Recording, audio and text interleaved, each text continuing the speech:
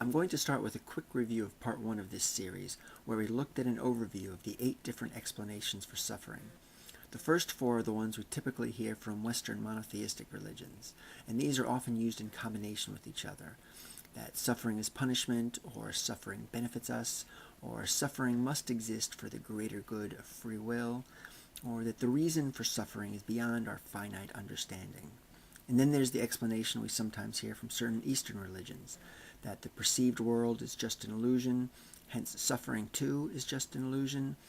Then there are the explanations that are more typical from religions that are either dualistic or polytheistic, and that's that the divine is not all-powerful, or that the divine is not all good. And last, we'll be looking at the non-supernatural explanation, which is that the natural world is just indifferent to creature suffering. And as we look at these 8, we'll be asking which explanation or combination of explanations can most accurately describe and predict a large class of observations. And by large class of observations, I mean suffering that people bring upon themselves, suffering that people bring upon others, and the suffering that's inherent in nature. And then we'll start with the first supernatural explanation for the existence of suffering, and that's that pain is punishment.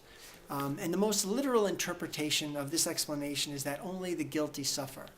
Now, an example of taking this idea literally can be found in Leviticus 26.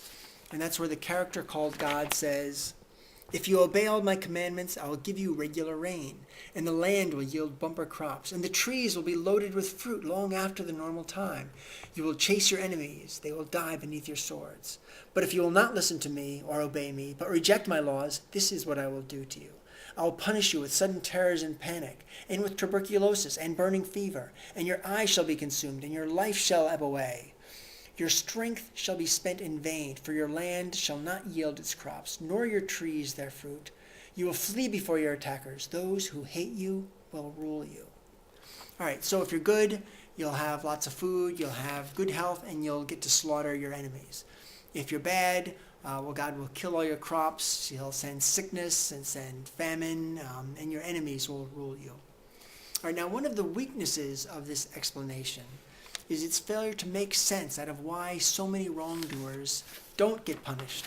That is, people can do great evil, or at least spread suffering among lots of people, but lo and behold, they're the ones with lots of food and good health and lots of wealth. And they're the ones who get to slaughter their enemies. If not literally, maybe figuratively. Now, this particular flaw is pointed out even by one of the Bible's contributing authors, specifically in one of the contributors to my favorite book in the Bible, the book of Job. And for example, in Job chapter 21, verses 29 through 30, the character called Job says, "Ask anyone who's been around, and he can tell you the truth, that the evil man is usually spared in the day of calamity and allowed to escape." Now, another problem with this pain is always deserved theory is that it requires believers to justify the sufferings of animals and of people just too young to have committed any conscious wrongdoings. Some of the challenges for theists here include trying to explain, well, what guilt of the gazelle could have sentenced it to the terror of being torn apart by a pack of hyenas? Or what crimes could have been committed by the over 1 million infants and toddlers every year that bring on the punishment of their death by diarrhea, dehydration? Now, the fact that the innocent are just as likely to suffer as the guilty is another point made by that rebellious author who wrote the bulk of the text for the character called Job. Now, just as a side note, I just want to say I'm surprised that much of this text even made its way into the Bible. It worked its way past the editors. Like what Job says here in the book of Job, chapter 29, verses 22 to 23. "Innocent or evil, it is all the same to God, for he destroys both kinds. He will laugh when calamity crushes the innocent." So, to address this problem, the fact that victims of suffering include the likes of innocent victims, of babies and kittens and puppies and stuff like that, the Jewish and Christian theologians who embrace this pain as punishment theory supplemented by explaining that even if you haven't done anything wrong, at least not yet, God can still punish you for the original sin, that original sin that was committed by Adam and Eve, that is their disobedience in the Garden of Eden. And this is because Adam and Eve's disobedience brought about God's wrath not only upon themselves, but it corrupted the whole planet, causing us to live in what theologians sometimes call a fallen world. Now, I have a footnote here in my dialogue with the Christian Proselytizer book. Again, this is an adaptation from one of the endnotes that discusses the way other religions also trace the existence of suffering back to divine retribution and inherited punishment. Now, the story of Adam and Eve's disobedience and God's subsequent punishment is well known. But we can find stories with a similar angle in the mythology of the Greeks and the Japanese and of some Native American tribes. But to read all that would go off on too much of a tangent. I don't want to lose my focus here on the Bible's explanation for why there's evil, which is, again, of course, according to the Bible, the Garden of Eden had been a paradise. There was no death.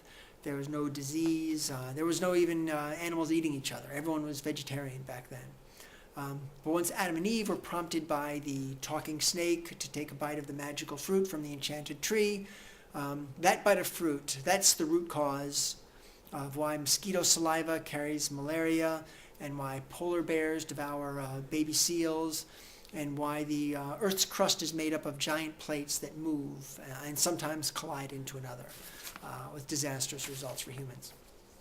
Now, for theists who interpret Genesis 3 this way, I have to question the premise that the Bible even says this. Now, the defenders of this explanation will cite Genesis 3, chapter 3, verse 17 as their source, that God cursed the ground in reaction to human disobedience. And because the ground is cursed, well, that could explain natural disasters and disease and why life's creatures survive by eating each other. My feeling is that this interpretation is not even biblical. I mean, not that being biblical would make it right.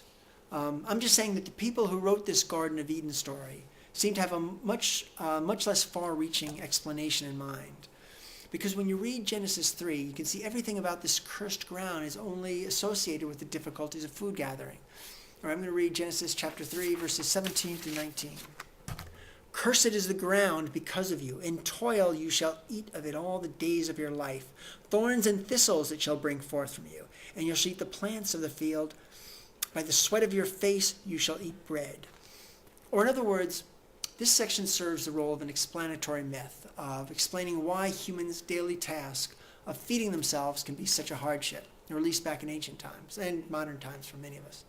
To take these few sentences and say they also explain why toddlers get tumors, that just strikes me as an interpretation or a rationalization, really, that just stretched beyond the breaking point of believability. All right, besides, if the biblical answer to a question like, why does God permit genocide? And why are there earthquakes? If that was as simple as God cursed the ground, we live in a fallen world. It seems that the character called God would be a little clearer on this, and this stance would be stated consistently throughout the Bible. I mean, look in the book of Job, where Job is saying to God throughout, why do bad things happen to good people? God could have just explained this. Say, listen, because Eve bit the fruit, we live in a fallen world. Shit happens. That's just the way it is. But instead, where am I here? But as I'm going to discuss throughout this video series, we see that the Bible offers a wide variety of explanations for suffering. It ranges from you deserve it, to suffering benefits us, to don't ask.